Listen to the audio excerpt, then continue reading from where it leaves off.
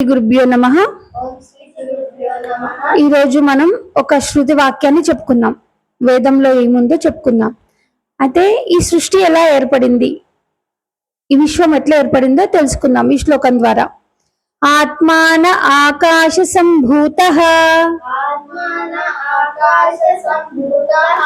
ఆత్మాన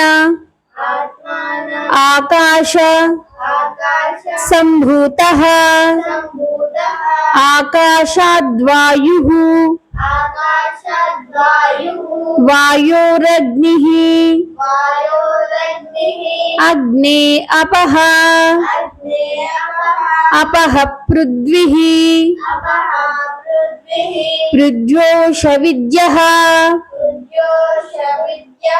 ఓషధియోరన్నం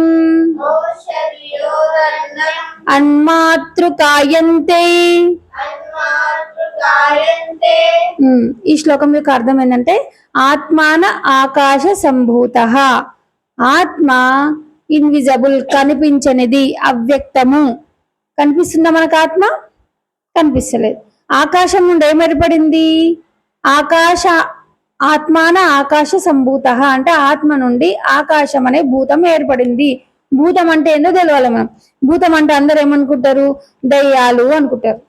భూతం అంటే కనిపించేది, ప్రతి దానిని భూతము అంటారు. ఏది కనిపిస్తుందో అది భూతం, ఏది కనిపించనిదో వెరీ గుడ్ శక్తి. ఇప్పుడు ఆత్మ అనే శక్తి నుండి, ఆత్మ అనే చైతన్యం నుండి, ఇప్పుడు నీ లోపల ఆత్మ ఉంటేనే నువ్వు కదులుతున్నావు. నువ్వు కదిలేదు ఏంటి? ఇప్పుడు భూతం లోపల ఆత్మ ఉంది కాబట్టి ఈ శరీరం అనే భూతం కదులుతుంది. అర్థమవుతుందా? ఆత్మాన ఆకాశ సంభూతః, ఆత్మ అనే చైతన్యం నుండి, జ్ఞానం నుండి, శక్తి నుండి ఏర్పడింది? ఆకాశము ఏర్పడింది. ఆకాశం ఎట్లుంది? మనకు కనిపిస్తుంది. ఆకాశం కనిపిస్తుంది. ఎట్లుంది? స్పేస్. ఎక్కడ ఖాళీ ఉందో అది ఆకాశం. నువ్వు కూర్చున్నావు కదా, ఖాళీగా ఉంది కదా, ఆ ఖాళీ ఏంటిది? అది ఆకాశం. ఎక్కడ ఖాళీ ఉందో, ఎక్కడ స్పేస్ ఉందో అది ఆకాశం. ఆకాశం ఎక్కడి నుంచి వచ్చింది? ఆత్మ నుండి. Very good. ఆత్మాన ఆకాశ సంభూతః, ఆత్మ నుండి ఆకాశం అనే భూతం ఏర్పడింది. భూతం అంటే కనిపించేది, కనిపించనిది చైతన్యం. అర్థమవుతుందా? కనిపించనిది కనిపించే దానిని నడిపిస్తుంది. అర్థమవుతుందిగా? తర్వాత ఆకాశాద్వాయుః, ఆకాశం నుండి వాయువు ఏర్పడింది. ఫస్ట్ ఏంది? మొదట ఆత్మ నుండి ఆకాశం వచ్చింది, తర్వాత ఆకాశం నుండి ఏమొచ్చింది? వాయువు వచ్చింది. వాయోరగ్నిః, వాయువు నుండి అగ్ని సంభూతమైంది అంటే అగ్ని ఏర్పడింది. Very good. అగ్నే ఆపహ, అగ్ని నుండి, ఆపహ అంటే నీరు, జలం. అగ్నే ఆపహ, అగ్ని నుండి నీరు ఏర్పడింది. ఆపహ పృథ్వీః, ఆపహ అంటే నీరు, నీరు నుండి భూమి ఏర్పడింది. పృథ్వ్యోష విద్యః, పృథ్వీ నుండి ఏమొచ్చినాయి? ఔషధాలు. Very good. ఔషధాలు వచ్చినాయి. ఔషధాలు అంటే ఏంటి మరి? ఔషధాలు అంటే ప్లాంట్స్. మనకు ఏదైనా డిసీజ్, ఏదైనా రోగం వచ్చిందంటే రోగాన్ని రాకముందే ఔషధం తయారయ్యింది. మొన్న కరోనా వ్యాధి వచ్చింది. కరోనా వ్యాధికి ఔషధాన్ని ఎక్కడి నుంచి కనుగొన్నారు? ప్లాంట్స్ నుంచే కనుగొన్నారు. అంటే వ్యాధి రాకముందే ఏముంది? ఔషధం ఏర్పడి ఉంది, మెడిసిన్ ఏర్పడి ఉంది. మనము అది ఔషధం అని మనకు తెలియదు, కానీ అది ముందే ఉంది. అర్థమవుతుందా? అంటే పృథ్వీ నుండి ఔషధాలు ఏర్పడినాయి. ఎందుకు? మనం సర్వైవ్ అవ్వాలి కదా, మనం బ్రతకాలి కదా, దానికోసం. పృథ్వ్యోష విద్యః అంటే ఔషధాలు వచ్చినాయి. ఔషధియోరన్నం, అన్నం. అన్నం అంటే ఆహారం. Very good. అన్నం అంటే మనం రోజు తినే వరి బియ్యం కాదు. మనం ఏదేది తింటున్నామో అదంతా అన్నమే. అర్థమవుతుందా? మనం శ్వాసిస్తున్నాం చూడు, అది కూడా అన్నమే. మనం ఈ ఐదు సెన్స్ ఆర్గాన్స్ నుంచి, 5 జ్ఞానేంద్రియాల నుంచి ఏమేమి తీసుకుంటున్నామో అది కూడా అన్నమే. చూస్తున్నామంటే అది అన్నమే, వింటున్నామంటే అది అన్నమే, శ్వాసిస్తున్నామంటే అదే అన్నమే, శ్వాస ఎరుగుతున్నామంటే అది అన్నమే. అర్థమవుతుందా? అట్లా పృథ్వ్యోష విద్య ఔషధియోరన్నం. ఔషధాల నుండి ఏమొచ్చినాయి మనకు? మొక్కల నుండి అన్నం, ఆహారం ఏర్పడింది. మొక్కలే ఔషధాలు, ఔషధాల నుండి మనకు మళ్ళీ ఏమొచ్చినాయి? ఆహారం వచ్చింది. ఆహారం నుండి ఏం ఏర్పడింది?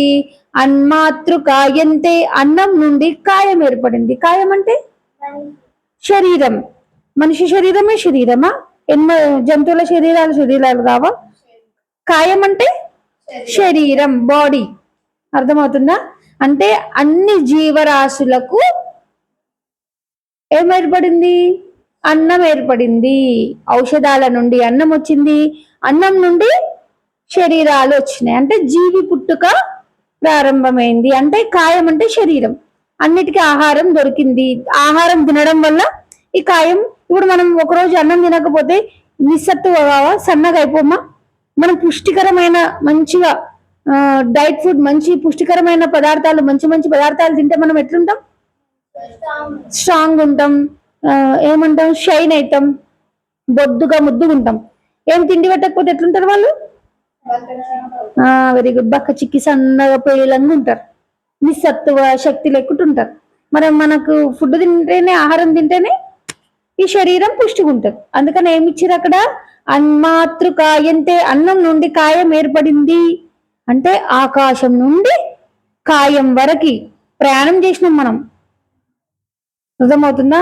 మరి ఈ ఆకాశం నుండి శరీరం వరకు వచ్చినాం కదా, మరి ఈ శరీరం ఎందుకు వచ్చింది? మరి మనకి అన్ని శరీరాలు వస్తున్నాయి, తింటున్నాయి, పంటున్నాయి, ఒకరు పిల్లలను కనేస్తున్నాయి, ఒకరోజు చచ్చిపోతున్నాయి. మరి మనిషి అట్లనా? కాదు కదా. మనిషికి ఒక బుద్ధి ఇచ్చిండు దేవుడు, బుద్ధిజీవి మనిషి. ఏమంటుండు? ఆకాశం నుండి నువ్వు జాలువారి జాలువారి కాయం వరకు, నీ శరీరం వరకు వచ్చినవు. కాయం కాశి కురుక్షేత్రం.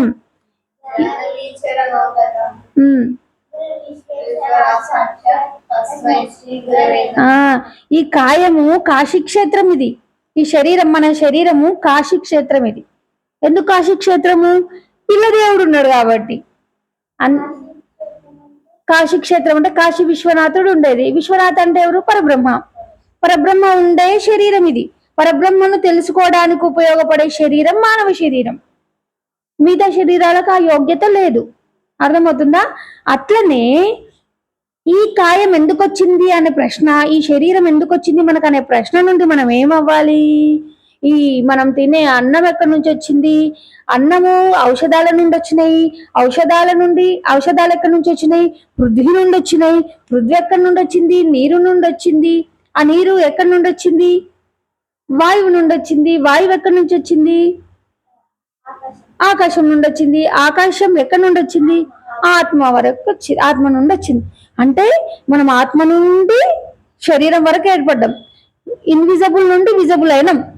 మనం ముందే ఏంటి? మనం ఆత్మ. మనం ఆత్మ నుండి మనం ఏమైనాము? శరీరం అనుకుంటున్నాం. మనం ఆత్మనే. మనం శరీరం వరకు వచ్చినాం.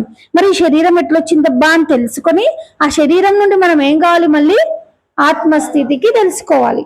అంటే ఎట్లా తెలుసుకుంటాము? మనము గురువు తెలుసుకున్న వాళ్ళ దగ్గరకు పోతే వాళ్ళు నేర్పిస్తారు, చూపిస్తారు. ఏదైనా డౌట్ వచ్చినప్పుడు ఆ డౌట్ క్లియర్ చేసే వాళ్ళు కూడా ఉంటారు కదా, వాళ్ళని ఏమంటారు? గురువు అంటారు.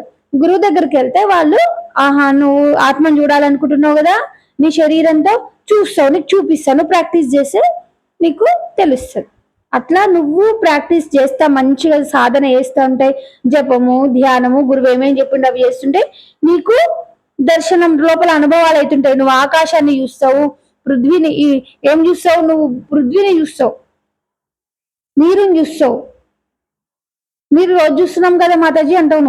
నువ్వు నీటిని రోజు తాగుతున్నా, పృథ్వీ మీదే ఉంటున్నా, భూమి మీదే ఉంటున్నా, వాయువు పీల్చుకుంటున్నా, అగ్నితోటి అన్ని వండుకుంటున్నా, అగ్నిని కూడా చూస్తున్నా, ఆకాశం కూడా చూసినా, ఇంకేం చూడాలి అంటావు.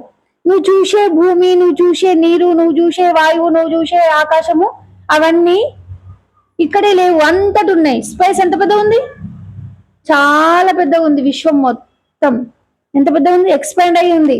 మరి భూమి ఇది ఒకటే భూమి ఉందా, చాలా భూమి ఉంది. ప్లానెట్స్ అన్ని ఏంటి భూమి కదా, జూపిటర్ భూమి కదా. మరి ప్లానెట్స్ అన్ని కొన్ని భూమి, కొన్ని వాయువు, కొన్ని అగ్ని. అగ్నిగోళం ఏంటి చెప్పండి, సన్. నక్షత్రాలన్నీ అగ్నిగోళాలే. వాటర్ కూడా ఉన్నాయి. విశ్వం లోపల మహాసముద్రాలు ఆకాశం లోపల ఉన్నాయి. అర్థమవుతుందా? అంత లోతుగా ఆలోచించాలి. భూమి అంటే మనం ఉండే భూమి కాదు. అఖండమైన భూమిని చూడాలి, అఖండమైన నీరుని చూడాలి, అఖండమైన వాయువుని చూడాలి, అఖండమైన ఆకాశాన్ని చూడాలి, అఖండమైన ఆత్మని చూడాలి. ఆ ఆత్మే మనల్ని ఎక్కడ తీసుకెళ్తుంది, అఖండమైన పరమాత్మ వైపు చూపిస్తుంది మనకి. అందుకని మనం రోజు సాధన చేయాలి. సాధన చేస్తేనే మనం ఆత్మస్థితిగా ఎదుగుతాం. ఆత్మ మనకి పరమాత్మను చూపిస్తుంది. ఆత్మ ఎవరు మనకి ఇప్పుడు, ఆత్మనే మనకు అసలైన గురువు. అర్థమవుతుందా? అదే జయ గురు. అర్థమైందా మీకు?